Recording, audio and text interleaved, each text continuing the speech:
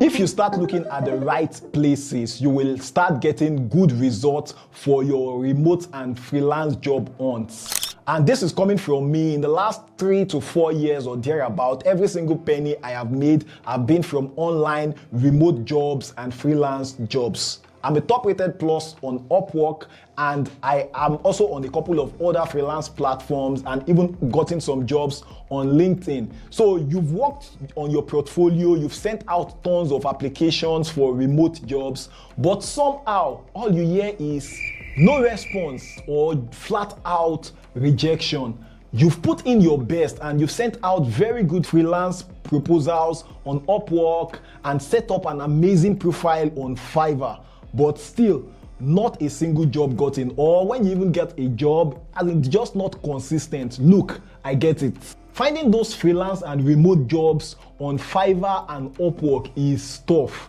Trust me, I've been there. So here is the thing nobody is telling you. It's not just about having the right skill. The recruiters are actually looking beyond just the skill set you bring to the table.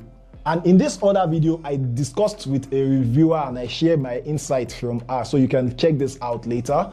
So it's about how you are presenting yourself. The issue might not even be your skill at all. It could be your credibility. Now, let me explain what I mean by that. When I say credibility, I'm talking about how much trust and reliability can people see in you. Like, do they feel you can deliver? Do you look trustworthy? Sometimes these recruiters judge books by the cover. And that is the exact reason why when I'm reviewing somebody's LinkedIn profile or reviewing somebody's Upwork profile, I start from checking out the profile picture and asking them to sample the thoughts of professionals around the world on how they look in their headshots. That means the picture on their profile picture. You can use a platform like Photo Fillers to achieve this. It's not just about listing stuff on your CV now. It's about looking believable and trustworthy. Let me tell you this. Imagine you are looking for a plumber. One guy said, oh yeah, I have been doing this for 5 years, but doesn't have any proof. And then another plumber shows up, and that one shows you before and after pictures of their work. Point out to 2 houses on your street where they've done repairs. That means like they have knowledge of your industry. And on top of that, he pulled out his phone and shows you a shout out from a local celebrity you know yourself. You are probably going to go with the second plumber, won't you? Answer that in the comment section. For me, it's a yes. That's how credibility works. It's not just about skill. The person to hire you needs your CV and proposals to know you. But you must have something in your proposal that make them like and trust you. Upfront, you know of the principle of KLT. Know, like, trust. So your CV will help them to know you.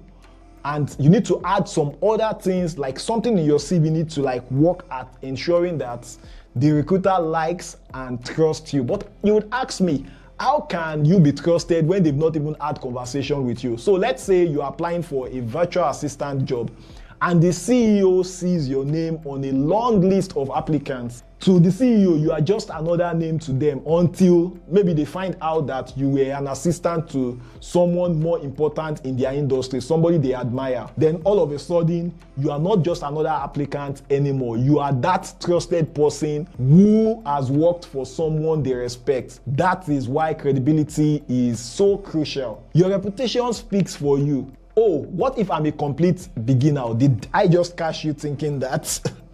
This is why networking really matters a lot. Your connection, referrals, and even just recommendation can get you in the door faster than anything else. Do you almost say, oh, but I am applying for a global remote job now and I don't really know anybody in the US, UK, Australia, Canada, and those rich countries who could put a word for me? There is always a way around all these things. Okay, let's say that you are applying for the job on LinkedIn and the person you are trying to reach out to seems quite unresponsive. Well, there might be somebody else in that company. You know, when you go to the LinkedIn page of a particular company, you can see the members of staff of that particular company on LinkedIn. So if one person is not warming up to you and responding to you, you might want to try out somebody else. Maybe it might take a bit of time looking up different people and seeing if there is someone who is actually very active on LinkedIn that is posting. And I've always told you, like, if you comment on their posts frequently, maybe like in substantially, not, oh, this is nice, no, this is good. So you comment meaningfully. So that person might be more chill, and I mean more accessible. So network with that person instead. Build the relationship first, then later you can get them to put in a good word for you to the person that is acting rigid.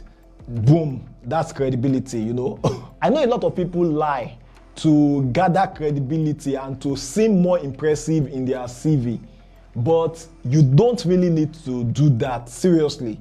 There are better ways to stand out. You just need to pack your truths in a way that shines. Let me tell you a quick story about that. After I graduated from the university, I sent out my CV thinking, oh, yeah, I've got this.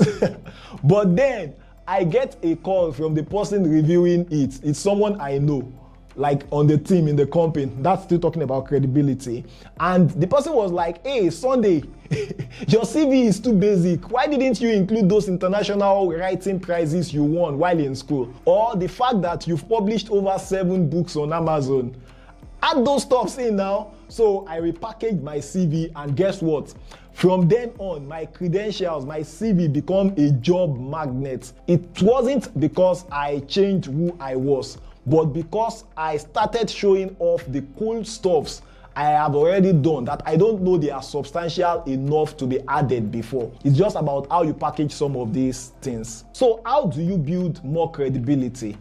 Well, first off, media mentions help. Have you ever been featured in a local newspaper or blog? Add that to your CV or portfolio. Even if it's something small, it counts. Get interviewed on a podcast or a YouTube channel. Mention it. It's all about packaging. And here is a little trick you can try. If you've worked for a startup, don't say you were a freelancer.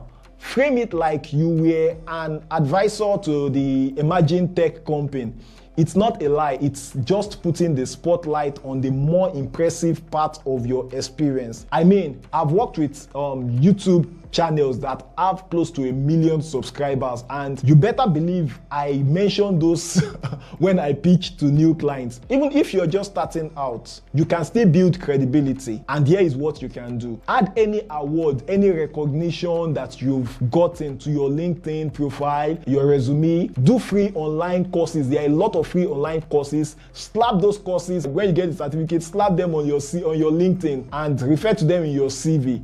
Especially if the course you did in the university, for example, is agriculture, and now you're trying to apply for a programming job. So you don't want the university's agriculture to be the last thing that your prospective client or your recruiter sees. You should do a course that actually covers that a bit, that relates to the field you are just applying for. So you can offer to speak in smaller podcasts or write for smaller blogs just to establish your authority. It doesn't have to be big, but just have those features add weight to your credibility. Collect testimonials or review from anyone you've worked with, even if it is just a school project or a favor that you did for a friend. And hey, why not build a little website or online portfolio to show off your work if you can? It makes you look more like a total pro. At the end of the day, it's not just about having the skill. It's about making sure that you are presenting yourself in the best way possible. Like, take a step back and ask yourself, am I making myself look as impressive as I actually am? When you start doing that, you will notice that remote jobs and freelance gigs will not be as difficult as they are now for you. Give this video a little like if you've gotten value so far. And don't forget to comment and subscribe if you haven't. Least you will see me in your dreams. Ha ha ha ha ha. Okay, so you can check out this other video since you are still staying here with me.